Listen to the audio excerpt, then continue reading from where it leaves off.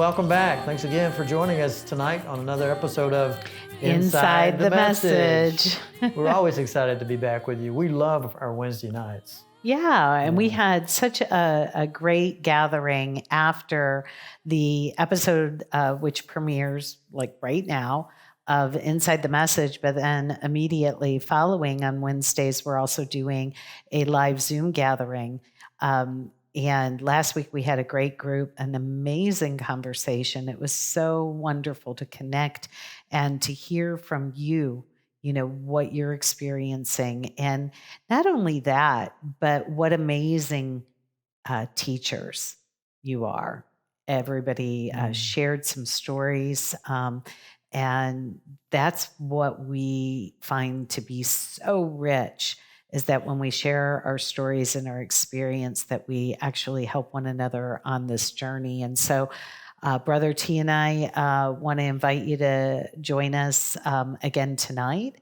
And we are going to continue a conversation about forgiveness. And actually, the last two messages that we've given 2 weeks ago with Brother T, the message in the mirror, and then my message last Sunday called Masquerade, is the prelude to true forgiveness. And that's kind of what we're going to be moving into and having a conversation. And I can think of no better time. We're actually recording this on November 3rd, which is our U.S. election. And when we all gather tomorrow for the premiere of this video, as well as the Zoom gathering, it will be the day after the election. The whole world could feel different for us. And so we can come together and support one another in our Zoom. Well, I'm hoping in one way or another, everybody's can have a sigh of relief, that we got through that. And, whatever the result is. Exactly. It's behind us. Yeah. Well, I really enjoyed the message, and what came up for me, and when in the discussion of the mask, and and I've shared this, we've shared this in some of our conversations already, but when we first met, and when the very first time you came to my house, I said, with basically two rules in the house. It's pretty simple. And this all comes from, True Thought Principles. So here they are. And this is, what tied it together for me was no people pleasing and no private thoughts. So, that was what I was seeing when you were talking about the mask. Right. And because if we're going to get to the point where we're taking the mask off, how do we get there? And those two True Thought Principles really, to me, resonated as the foundational work, the process really of just approaching our relationships with people from that place. So I don't want to be presenting a social face, because that would be people pleasing, and I don't want to. I want to share my thinking. I don't want to live in the fear that I can't be my authentic self. And you talked about authentic self, and you talked about the social face, the mask. So, so how does that, how does that fit into your story? It fits in perfectly. So the whole idea is that we are we look at the world spiritually. And so the whole world right now is wearing, masks to protect us in this COVID experience. And I thought, oh my gosh, we haven't really talked about that from a spiritual perspective. So this isn't really a conversation about those masks, but rather what do those masks, as well as all masks, kind of represent? It represents a persona. And in people pleasing and having private thoughts and being spiritual beings, having a human experience and being, plummeted into a family and a culture, that we develop personas. And a persona is actually a veneer,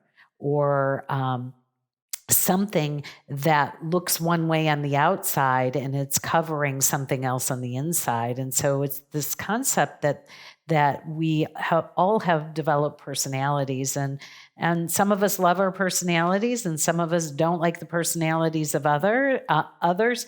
But really, the development of that masks our true character and our true authentic identity. And so it becomes this human life, this experience becomes, we develop these masks and these personas that at some point in our life, they benefit us in some way. They help to keep us safe. And yet when they persist and we identify with them, and we believe that that's who we are, it actually hinders us and keeps us separate from one another.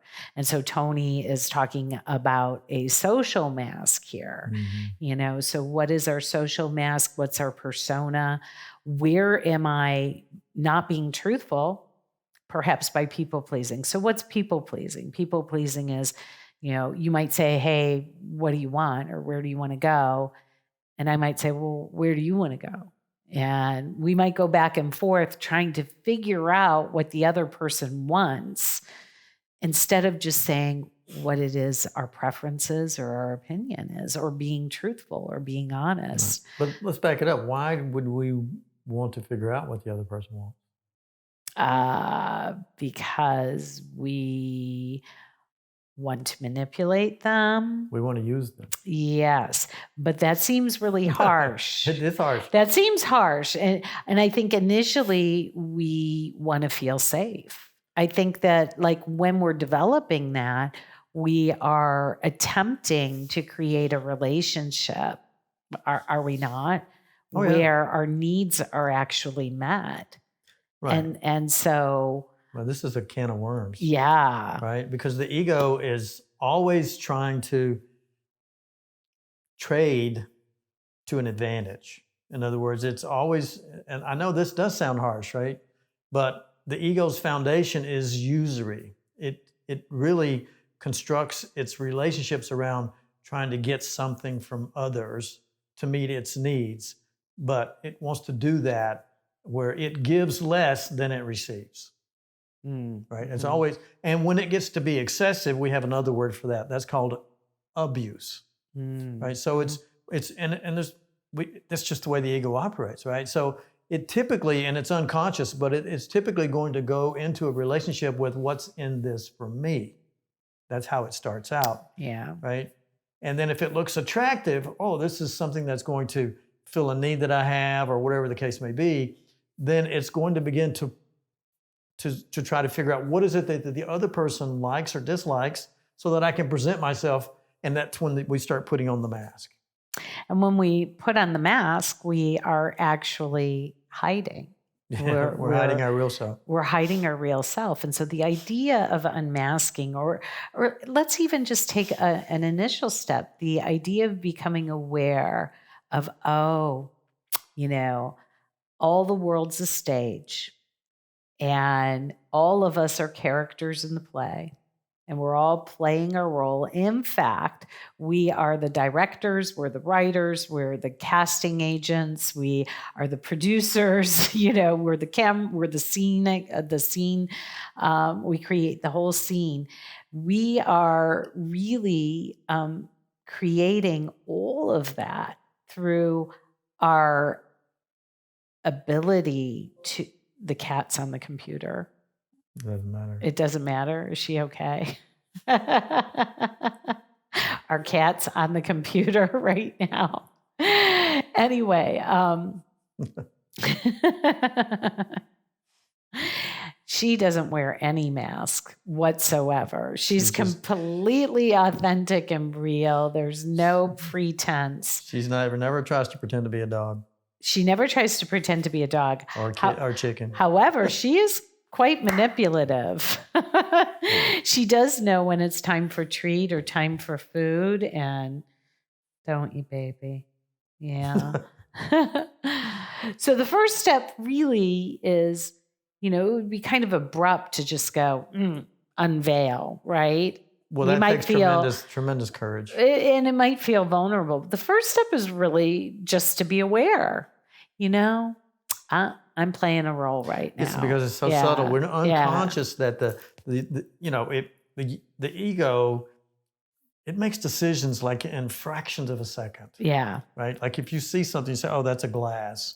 How do you know that? Because you went back into the past for that definition. Like the file cabinet Right. of your So memory. in a very short period of time, let's say like 1/10,000th of a second, Yeah. we make judgments, we make Mhm. decisions, and we give things meaning. Right. And so it's unconscious, right? So when we meet somebody, it's really unconscious. It's fun. It's an act of, oh, this is a new relationship. And the surface self is engaged, but it doesn't really realize that the unconscious self Mm-hmm. is running the game, the Mhm. programs behind that. Well, what's in it for me? How can I benefit from this relationship? What can I say? What can I hold back? It's like when we first went on a date, you know, I'm pretty sure that I put my best foot forward and didn't really, you know, we don't go to the first day and say, hey, how about would you marry me? You know, Yeah.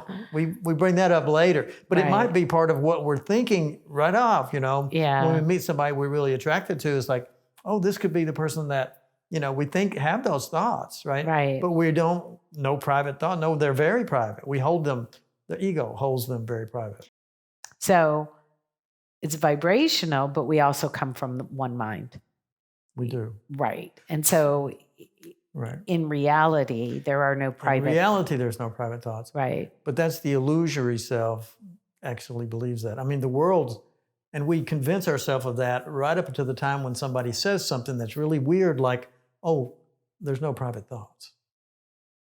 Well, okay. So truth be told, when he told me the rules of his household and he said, there's no people pleasing, I thought, well, I don't people please.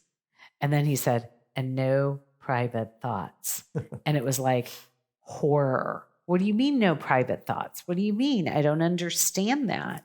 And, you know, my thoughts are my own and my thoughts are none of your business. And so that one was a little more challenging for me to grasp and understand. And in fact, it felt invasive because keeping my thoughts private have the idea that it keeps me safe. Yeah, I think you've got to be really, you really got to train yourself to have a poker face. We wear what we feel and think, you know, and we're unconscious of it. I disagree. I think we're really good at poker faces. And that was the whole point of my message, Masquerade, is that we're putting on a false persona. Right, but I'm saying to hide what we're really thinking but we've and trained feeling. I'm saying we've trained ourselves to do that.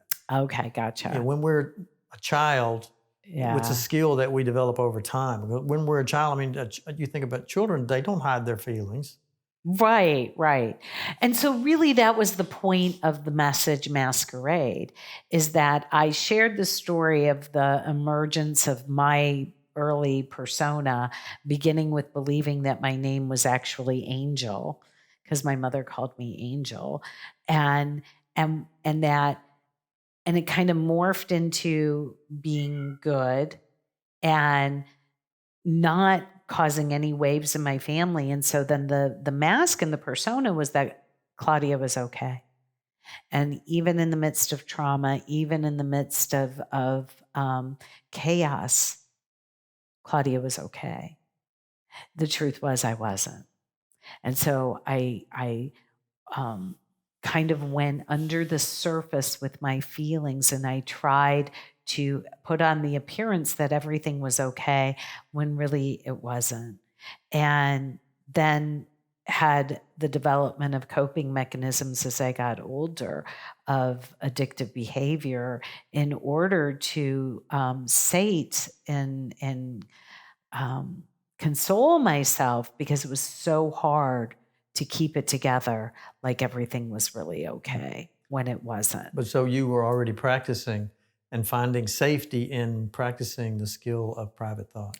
Exactly. And so when we have the private thoughts, it's like that beach ball. And, you know, all of the stuff that we're suppressing under the surface. And I talked about a beach ball and we're about waist high in the water. And we're trying to hold this big beach ball under the water while we're putting that social face forward. And then we can only do it for so long before it just pops out of the water and then hits you in the face. And it hits him in the face with a projection of my anger or my hatred or my frustration, but it's really my fear. and my It's a fearfulness. defense. And so it looks like an attack, but it's a defense. Right, right. And so the prelude, to forgiveness is when I react or somebody else's beach ball hits me in the face. So I feel attacked by their behavior, or they were short or curt with me, or whatever. And how do we respond when those beach balls, those projections, those projectiles hit us? Are we going to respond with love, or we're going to react with more fear? Mm-hmm. And the only thing that can dismantle this, of course, is to respond with love. These are things that we really learn about ourselves over time. Mm-hmm. And through the study of psychology, we learn more about ourselves, et cetera, et cetera. But it's interesting to me that the ego uses these understandings about how we operate unconsciously, and how we hide our thoughts, and how we mask our thoughts with our social face, with our mask. And so the ego uses these for more usury, to take advantage and get what it wants. But the true self and the spiritual journey is to discover these things about ourselves so that we can quit doing it, so that we become free of the reflection that keeps coming back to us. Because every time we project, every time we judge, every time we, create an attack on somebody or whatever we're doing, or defend ourselves, we are creating patterns that keep reflecting back, where we need to do that again and again and again. Right. So spirituality and the true thought principles that we're sharing with you and that we're learning about ourselves heals us from being in those patterns, and those patterns are damaging and cause a lot of suffering for us. Right. And so there's no judgment in any of this. No. It's really just the idea of an unexamined life is not worth living. We become aware of our modus operandi, how we operate in the world, right, and what we have constructed that we believe keeps us safe. And, right now we're experiencing this collectively as a culture. Do we believe that our political system keeps us safe? Do we believe that our economic system keeps us safe? Do we believe that the way that we are in relationship in the world keeps us safe, or having a particular job or a particular income keeps us safe? These are all also identities or personas that we have collectively taken on as a culture. And I think what we're experiencing now is we're becoming aware that some of it doesn't work.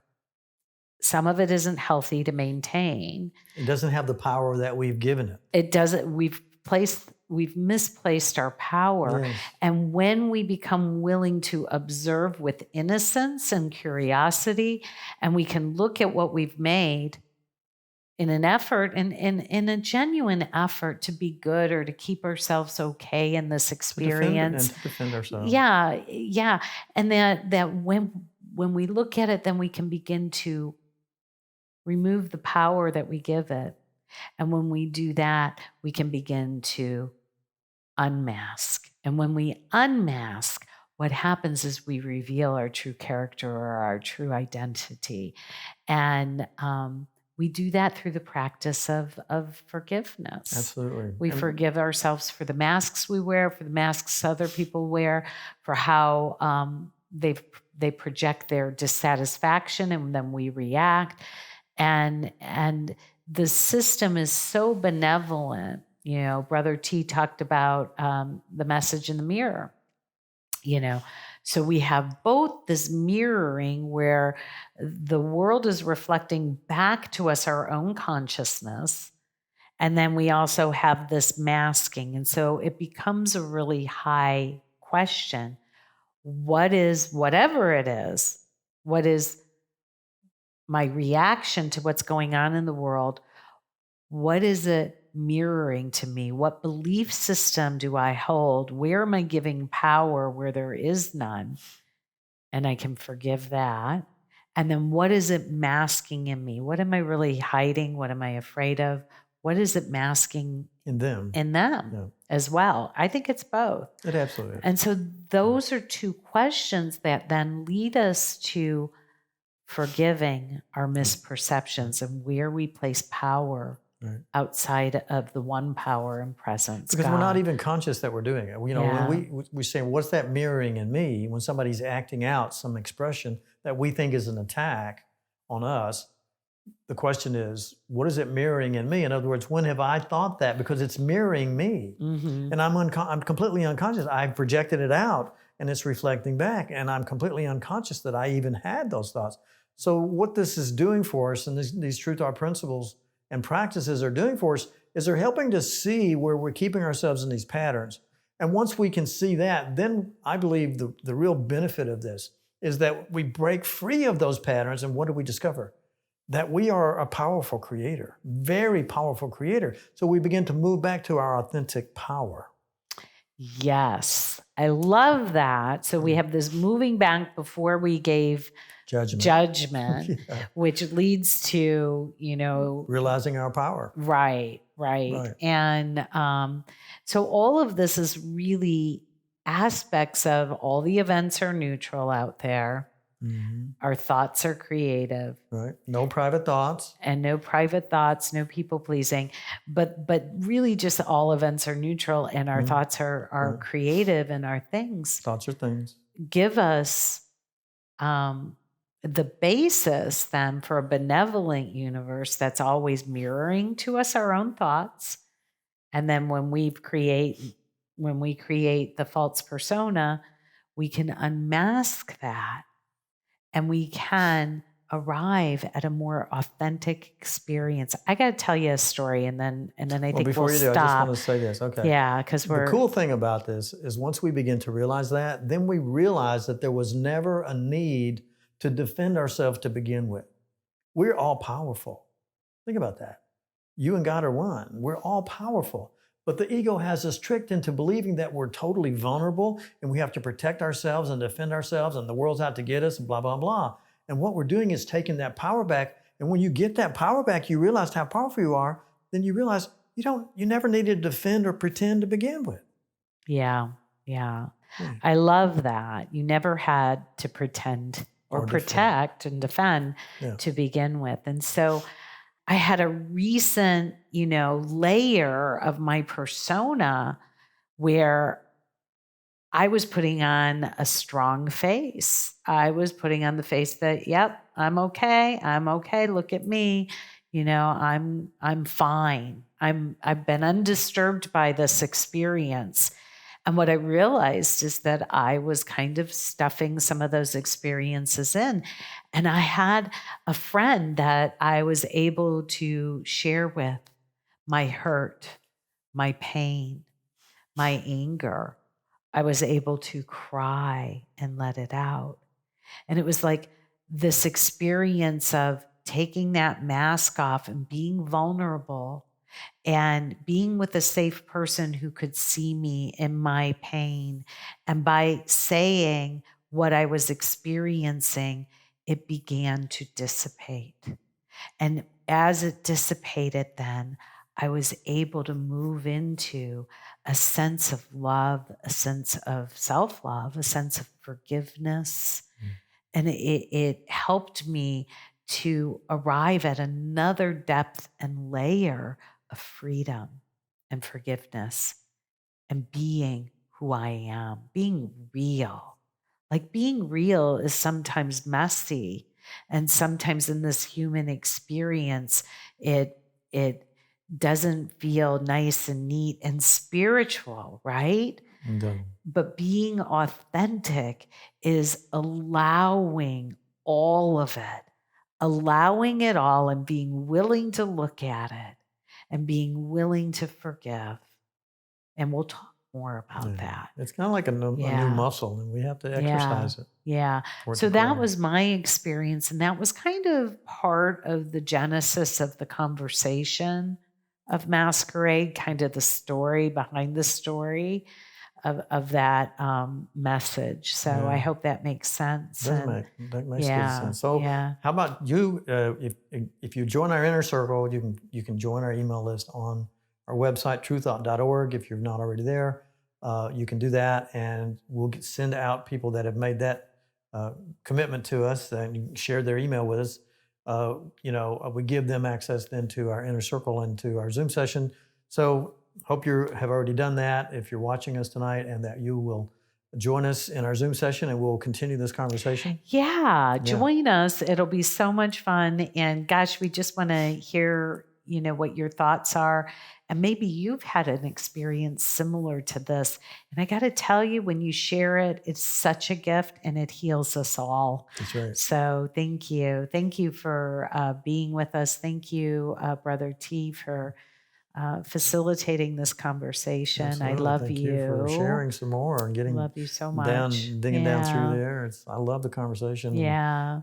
Thank you. I love you so much. Thank you. And we love you. And we love you. Yeah, thank you so much. We appreciate you being there. And so join us for the Zoom session afterwards. And I think we're done. I think it's a wrap. Okay. All right. All right. Have a blessed evening. Blessing. Bye-bye.